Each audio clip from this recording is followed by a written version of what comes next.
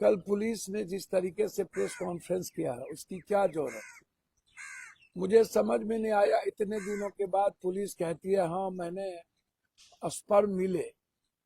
Police का कहना है कि स्पर्म मिले, तो किसका स्पर्म था? भाग गए। पुलिस से पूछा गया तो वो भाग गए। सुपर पावर हो गए हो या आप बिल्कुल अंतिम व्यक्ति हो, तो कहीं न कहीं कोई न कोई घटना से नहीं बचोगे, चाहे वो एसपी हो, डीआईजी हो, आईजी हो, चाहे कोई नेता हो। आप अपने को नॉर्मल रखिए और विनम्र रखिए। कल नीट कांड को लेकर के पटना मुख्यालय के द्वारा एक बड़ी प्रेस कॉन्फ्रेंस जो है वो संबोधित की जाती है, लेकिन इस प्रेस कॉन्फ्रेंस के बावजूद भी पप्पू यादव ने बहुत सारे जो सवाल हैं वो खड़े किए हैं।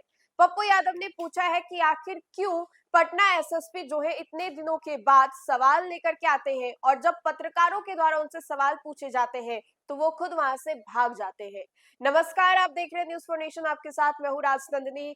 पटना का अब एक हाई प्रोफाइल मामला शंभू गर्ल्स हॉस्टल कांड को लेकर के एक के बाद एक जो बड़े अपडेट्स हैं वो लगातार सामने आ रहे हैं। पुलिस जो है इस पर अपनी पैनी नजर बनाई हुई है और सिर्फ पुलिस ही नहीं, आम जनता से लेकर के राजनीतिक जगत के जो बड़े बड़े लोग हैं वो भी इस पूरे मामले को काफी क्लोजली जो है देख रहे हैं और कहीं ना कहीं जल्द ही इस बात की उम्मीद कर रहे हैं कि जल्द ही बड़ा खुलासा जो है वो होगा। लेकिन पूर्णिया सांसद पप्पू यादव इन सभी चीजों को लेकर के काफी ज्यादा सक्रिय नजर आ रहे हैं। कल जब प्रेस कॉन्फ्रेंस हुई तो पप्पू यादव ने कहा कि आखिर प्रेस कॉन्फ्रेंस की जरूरत ही क्यों पड़ गई। पहले तो आप लोग कहते हैं कि बच्ची के अंडरगारमेंट से स्पर्म नहीं मिलते और फिर आप लोग इस बात की गवाही खुद देते हैं कि वाकई वो स्पर्म था। फिर पप्पू यादव का अगला सवाल ये होता है कि भैया आप पहले ये बता दीजिए कि बच्ची के साथ रेप हुआ था या फिर उसने सुसाइड की थी। पहले आप लोग कुछ बोलते हैं, उसके बाद एक अलग बयान आपका आता है। इन सभी बातों को लेकर के पप्पू यादव जो है प्रशासन को खुली चुनौती जो है वो देते हैं और सवाल पूछते हैं कि और कितना वक्त जो है वो लगेगा, कितना वक्त लगेगा बच्ची को इंसाफ मिलने के लिए और कितना वक्त मिलेगा इस बात का आश्वासन देने के लिए कि अगली बार ऐसी घटना किसी बच्चे के साथ ना घटे। आइए सबसे पहले हम आपको सुनवाते हैं क्या कुछ कह रहे हैं पूर्णिया सांसद पप्पू यादव। कल पुलिस ने जिस तरीके से प्रेस कॉन्फ्रेंस किया है उसकी क्या जरूरत। मुझे समझ में नहीं आया, इतने दिनों के बाद पुलिस कहती है हाँ मैंने स्पर्म मिले। पुलिस का कहना है कि स्पर्म मिले, तो किसका स्पर्म था?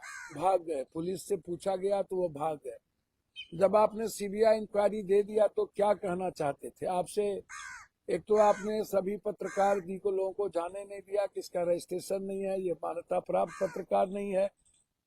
जो लोग आपसे पूछेंगे वो मान्यता प्राप्त नहीं होगा, उससे आप भागते हैं और आप हमेशा पुलिसिया जुल्म करते हैं, पुलिसिया अंदाज में बात करते हैं। सबका एक दिन आता है, कोई बचता नहीं है, सबकी खबर है, घर घर की कहानी है। यदि किसी को यह लगता है कि आप सुपर पावर हो गए हो या आप बिल्कुल अंतिम व्यक्ति हो, तो कहीं न कहीं कोई न कोई घटना से नहीं बचोगे, चाहे वो एसपी हो, डीआईजी हो, आईजी हो, चाहे कोई नेता हो। आप अपने को नॉर्मल रखिए और विनम्र रखिए।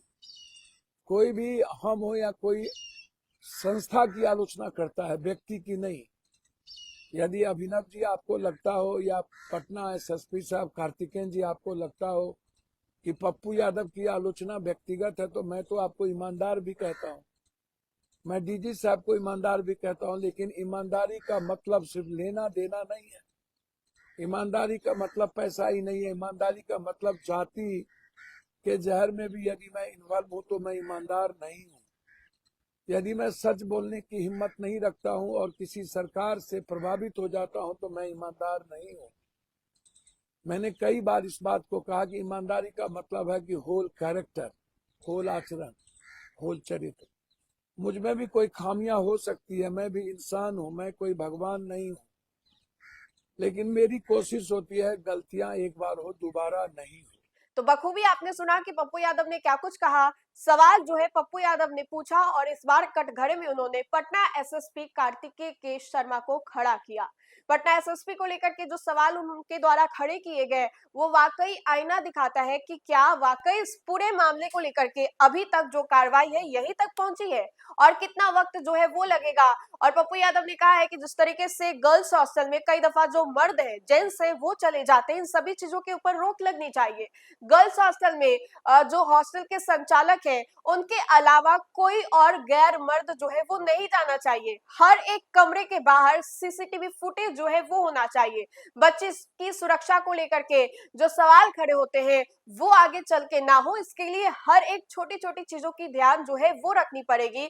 और इसी के जरिए जो पप्पू यादव है पटना एसएसपी कार्तिकेय के शर्मा से सवाल जो है वो भी पूछते हैं। बहरहाल आपको क्या लगता है कि और कितना वक्त जो है वो लगेगा इस पूरे मामले को लेकर के खुलासा करने में, ये आप हमें कमेंट में जरूर बताएं। और ये भी बताएं कि पटना पुलिस जिस तरीके से इस पूरे मामले को काफी क्लोजली देख रही है और इसके आगे क्या कुछ अपडेट होगा ये आप जरूर बताएं। तो फिलहाल के लिए खबर में इतना ही। खबरों का सिलसिला लगातार जारी रहेगा। देखते रहे न्यूज़4नेशन। बहुत बहुत शुक्रिया।